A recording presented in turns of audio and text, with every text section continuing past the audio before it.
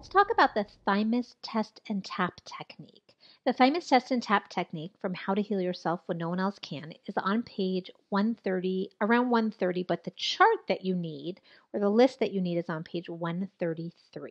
Okay? If you have a different version of the book, it may be on a different page, but it's called Thymus Test and Tap.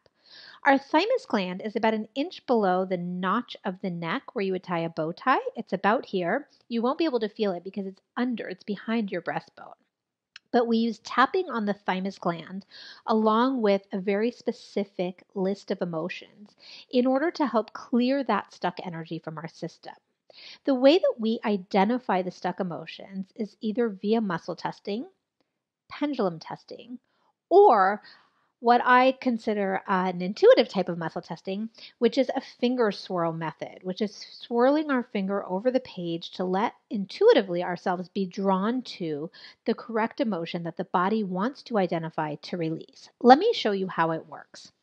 So here's the list, and even though you can't see the list, you'll be able to get what I'm trying to teach you.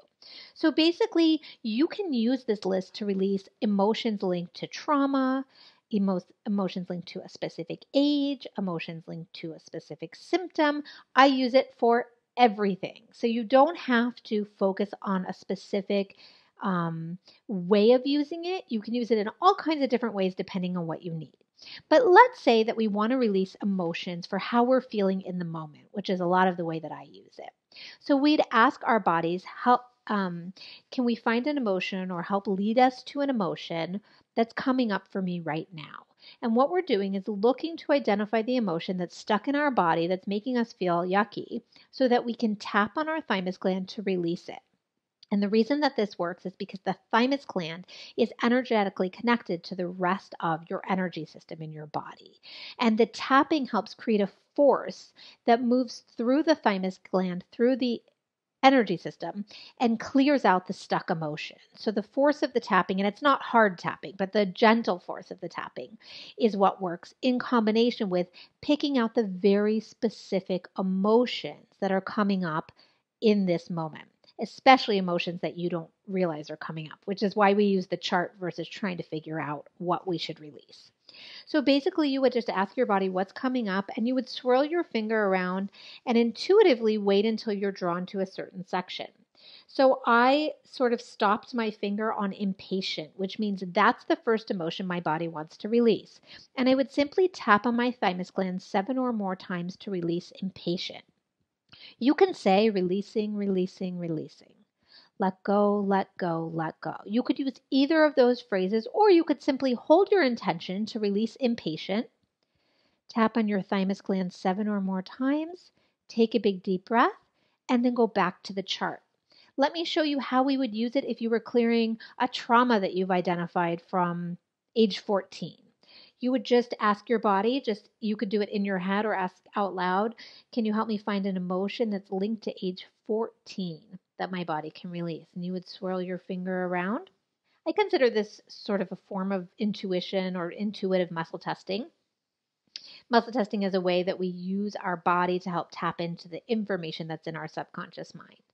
So I go ahead and I swirl, and then when I feel called to stop, I stop, and my finger is pointing to criticized. So that's telling me that I have something stuck from age 14 and that emotion is criticized, and I'm just going to let it go. I'm going to hold the intention of tapping that emotion of criticized from age 14 out of my body. Easy, right? Okay, let me show you one more.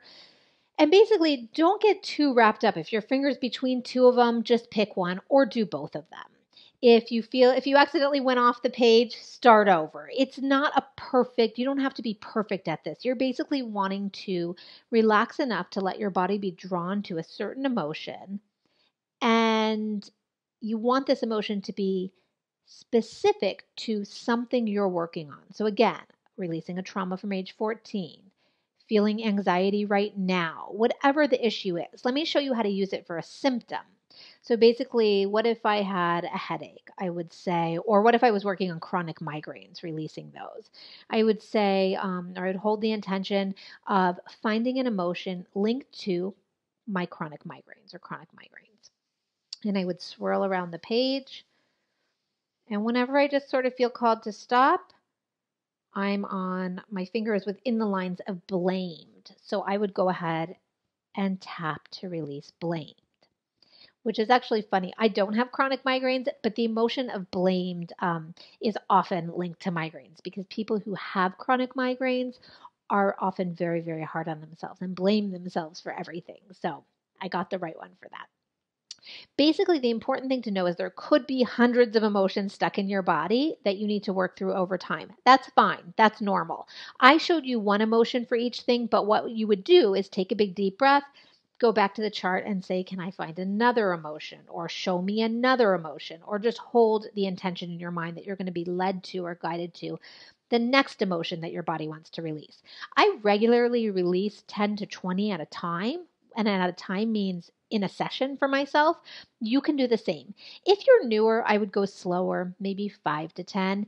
If you've been doing my work longer, you can go to 20, no problem. There's also a chart on page 138 of this book, maybe on a different page, with positive emotions. I like at the end of each session to use Thymus Test and Tap to install positive emotions into my body to help integrate the healing process. Also, as much as we want to let go of all the yucky stuff in our body, it's really helpful for the body to have something to replace that with so that we don't feel like we're missing something. As you probably know from my work, there's a lot of emotions that we hang on to or a lot of beliefs that we hang on to because in some way we feel like they keep us safe or we need them.